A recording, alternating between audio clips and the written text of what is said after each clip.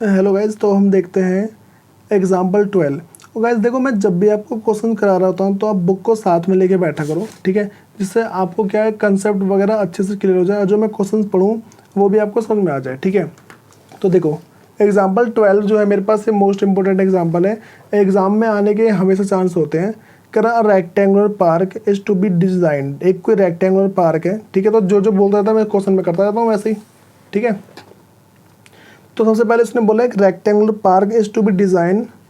देखो हमारे पास कैसे फिगर ना गिवन है, तो फिगर मैं देख लेता हूँ क्या फिगर है, इस टाइप से गिवन है।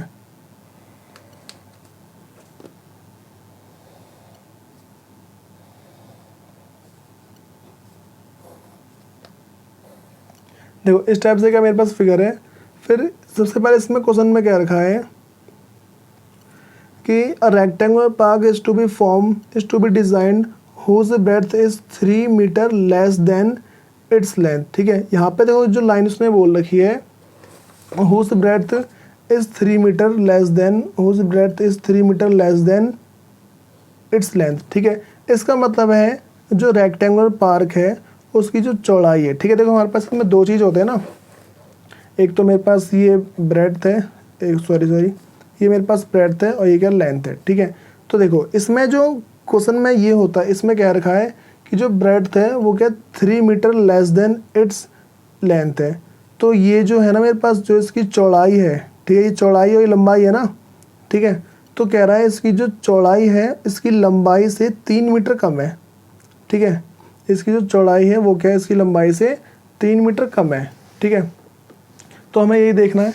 तो देखो सबसे पहले मैं क्या करता हूँ, अगर मैं इसको एक्स लेट कर लूँ तो ये मेरे पास इससे 3 मीटर कम होगा ना। अगर मेरे पास इसकी जो लेंथ है वो एक्स है तो इसकी जो ब्रेड्थ है वो एक्स माइनस 3 होगी, क्योंकि क्वेश्चन में क्या रखा है इसमें the whose breadth is 3 metre less than its length. तो जो उसकी चौड़ाई है उसकी लंबाई से 3 मीटर कम है। तो मैंने पहले इसको एक्स ले लिया और इसको क्या मैंने एक्स माइनस 3 ले लिया, ठीक है। अब देखो, तो पहले से मैं जो मैंने लिखा है उसे लेट कर लेता हूँ, जो मैंने लेट किया उसे लिख लेता हूँ। Let the length of rectangular be is equal to X है, then breadth is equal to X minus 3, ठीक है। ये चीज़ है। तो मैंने दोनों क्या है, दोनों को लेट कर लिया। सबसे पहले एक को तो एक्स लेट कर लिया, दूसरे का एक्स माइनस 3 होगा, ठीक है। अब उसका ये क्वेश्चन कह रहा है, क्वेश्चन में फिर लिखा है, कह रहा है its area is to be 4 square metre more than, कह रहा है ये जो मेरे पास रेक्टेंगुलर पार्क है उसका एरिया क्या है 4 मीटर स्क्वायर ज़्यादा है to the area of park, ठीक है, टू द एरिया ऑफ उस पार्क से that has already been made in the shape of an isosceles triangle, ठीक है। इसके आगे क्वेश्चन में क्या रखा है कि ये जो मेरे पास रेक्टेंगुलर पार्क है इसका जो एरिया है, रेक्टेंगुलर पार्क का जो एरिया है उसके साथ जुड़े हुए एक आइसोसेलेस ट्रायंगल के एरिया से 4 स्क्वायर मीटर ज़्यादा है, ठीक है। देखो मैं आपको बताता हूँ, जैसे मेरे पास ये रेक्टेंगुलर है, ठीक है, और ये साइड मेरे पास ये रहा मेरे पास आइसोसेलेस ट्रायंगल। तो इसने बता रखा है कि ये जो है ना, इसमें जो मेरे पास रेक्टेंगुलर पार्क है, रेक्टेंगुलर पार्क का जो एरिया है वो इस ट्रायंगल के एरिया से 4 मोर है, ठीक है, 4 क्या ज़्यादा है। और 4 देखो ये 4 ज़्यादा है, तो ये तो क्वेश्चन में मेंशन है ना, तो दोनों साइड तो बराबर है नहीं, ठीक है, दोनों साइड तो बराबर नहीं है। अच्छा चलो मैं आपको बताता हूँ उसके आगे क्या है। फिर कह रहा है कि of an isosceles triangle with its base as the breadth of the rectangular park and the altitude 12 metre. कह रहा है कि जो इसका बेस है ना, जो आइसोसेलेस ट्रायंगल है, जो इसका बेस है वो तो इसके वो जो हमारे पास की ब्रेड्थ है उसके इक्वल है। देखो वैसे कॉमन सेंस की बात है, ये जो है इसके इक्वल होगा ना, तो यहाँ पे x माइनस 3। फिर कह रहा है इसका जो एल्टीट्यूड है, इसके हम एल्टीट्यूड कहते हैं, ये मेरे पास ना 12 मीटर है। तो कह रहा है find the length and breadth, तो हमें एल और बी पता लगाना है, ठीक है। तो देखो नॉर्मल सी बात है, सबसे पहले हमें ये पता है, क्वेश्चन में बताओ ये कह रखा है कि मेरे पास एक रेक्टेंगुलर पार्क है जिसकी जो लंबाई है जिसकी जो चौड़ाई है लंबाई से 3 मीटर कम है। तो पहले मैंने लंबाई को x सेलेक्ट कर लिया और उसकी चौड़ाई x-3, ठीक है। फिर क्या रखा है कि इसके साथ ना, इसी के साथ एक ट्रायंगुलर पार्क जुड़ा हुआ है। इसके साथ क्या है, एक ट्रायंगुलर पार्क ना जुड़ा हुआ है, जिसका जो बेस है ना वो तो रेक्टेंगल के बेस के बराबर है, लेकिन जो उसका एल्टीट्यूड है वो 12 मीटर है।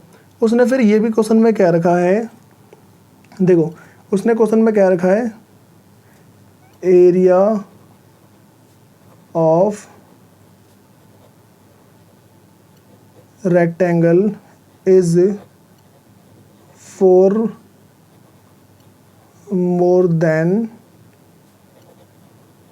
एरिया ऑफ ट्रायंगल, ठीक है।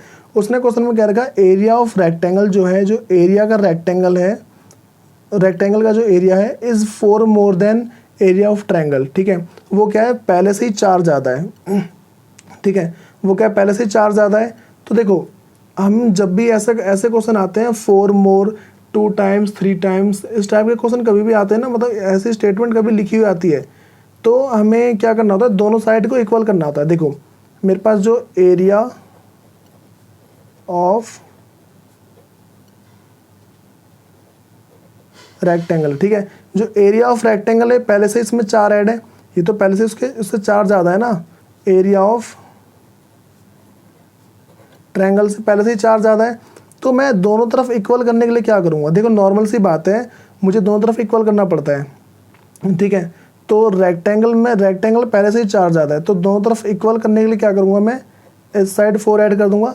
देखो अगर आपको ये बात समझ में नहीं आती ना, तो इसमें आपको एक लॉजिक लगाना होता है, जिसके बारे में बोल रखा है ना उसके अपोजिट वाले में वो चीज़ कर दो। देखो मैंने बोला कि जिसके बारे में बोल रखा है उसके अपोजिट वाले में वही सेम चीज़ कर दो। तो देखो इसमें लिखा है कि एरिया ऑफ रेक्टेंगल इज़ 4 मोर है, जो एरिया ऑफ रेक्टेंगल क्या है, 4 more than the area of triangle. तो तुम्हारे पास एरिया ऑफ रेक्टेंगल के बारे में बोला है ना, तो उसके सामने क्या है तुम्हारे पास, एरिया ऑफ ट्रायंगल 4 मोर है ना, 4 मोर कर दो, 4 ऐड कर दो, ठीक है। अब देखो इसे हम सॉल्व करते हैं आगे। इसके ये करने के बाद हमारा क्या है, क्वेश्चन 100, ये मान लो 50% से ज़्यादा सॉल्व हो गया। देखो अब सबसे पहले हमें जो एरिया ऑफ रेक्टेंगल है वो पता होना चाहिए। जो एरिया ऑफ रेक्टेंगल है वो होता है मेरे पास L इंटू में B, ठीक है। ये मेरे पास क्या है, एरिया ऑफ रेक्टेंगल है।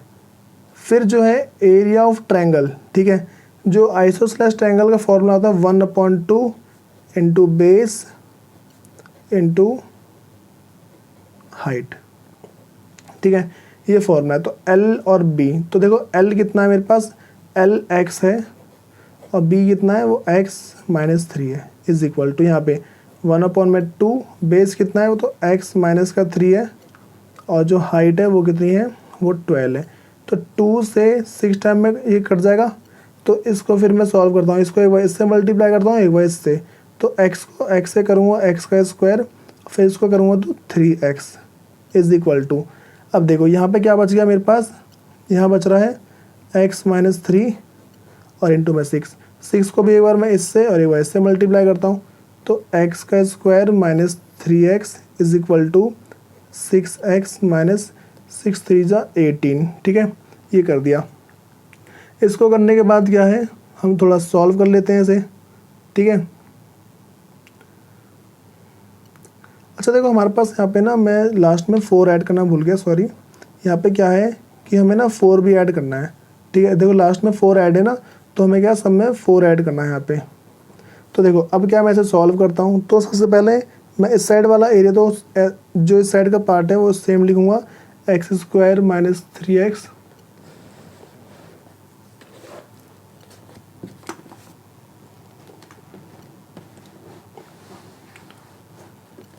ठीक है। इस साइड का जो एरिया तो सेम है, x square minus 3x is equal to यहाँ पे 6x आ रहा है और माइनस का 14 आएगा, ठीक है। तो देखो यहाँ पे मैंने इन दोनों नंबर को माइनस कर दिया है।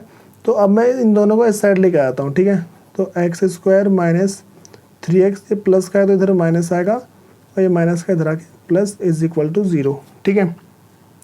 तो देखो और सॉल्व करते हैं इसे। अब एक्स स्क्वायर यहाँ पे आएगा माइनस का 9x और प्लस 4 इज इक्वल टू 0, ठीक है। अब हम इसमें नॉर्मल सा जो मेथड है फैक्टर वाला, उसे अप्लाई कर लेते हैं, ठीक है। कोई सा भी मेथड करेंगे हमारा आंसर तो आएगा ही आएगा, ठीक है, क्योंकि हमें तो सारे मेथड आते हैं। इससे पहले मैंने सारे के सारे मेथड वगैरह करा दिए। अब देखते हैं इसके आगे।